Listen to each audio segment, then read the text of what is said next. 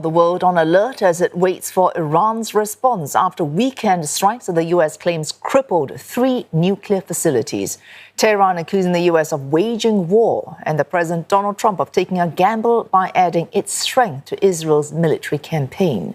The Islamic Republic says it is keeping, quote, a variety of options on the table for how it chooses to respond. The U.S. is now on alert for possible attacks on its bases across the Middle East.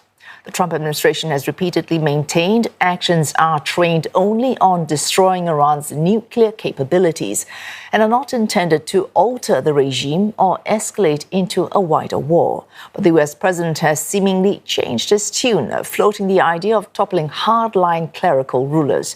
Washington also urging China to do its part to stop Iran shutting down a crucial trade route, but Beijing making its own call on the international community to do more to prevent a spillover of conflict. Tehran, on the other hand, is eyeing help from Moscow. Its top diplomat has spoken to the Russian President Vladimir Putin, calling U.S. strikes an unprovoked aggression, while also offering assurances of assistance to the Iranian people. The UN nuclear watchdog, meanwhile, is seeking access to the targeted nuclear sites to account for highly enriched uranium stockpiles. Or the extent of damage from Sunday's Operation Midnight Hammer is still unclear. The UN nuclear watchdog says it expects, quote, very significant damage at the Fordow plant. Israel, meanwhile, launching a new attack on, quote, access routes to that Fordow nuclear site, a day after it was damaged by the U.S. Israel and Iran continuing to trade retaliatory fire, with the IDF reporting at least 3 missile barrages in less than 2 hours. Trent with this report.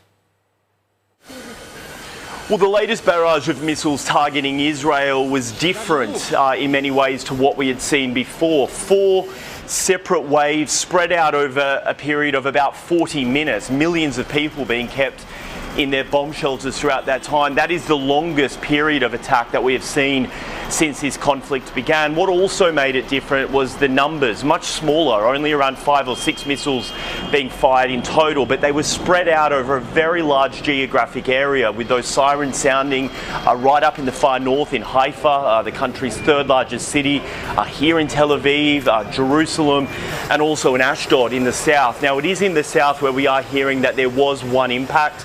A power substation was hit reportedly, with blackouts now affecting several towns nearby. The Israel Electric Company is saying that crews are on the scene now and they are confident that they will get power back up and running soon. Now, in response to all of this, the IDF has said it has launched its own wave of airstrikes now across Iran. The defence minister here has said that they are targeting Air Force bases and also those rocket launchers which are being used to fire off these salvos of missiles towards Israel.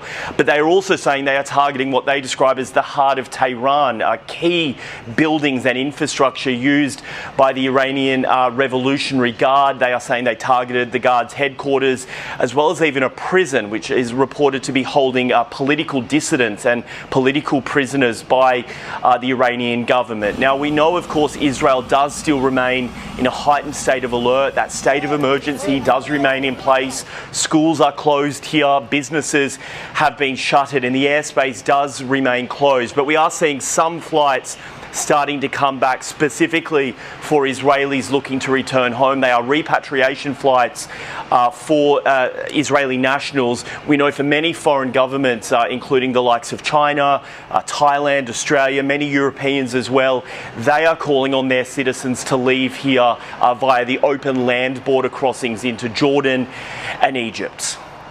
Trent Murray, CNA, Tel Aviv. The U.S. president facing heat from Capitol as lawmakers say they were caught off guard by the American strikes on Iran. Nick Harper joins us live from Washington, D.C. Nick, if U.S. lawmakers felt they got little notice from the U.S. president on those strikes on Iran, his own top officials, so that's the vice president, the secretaries of defense and the secretary of state, also reportedly given little notice about Mr. Trump apparently entertaining the idea of regime change in Iran.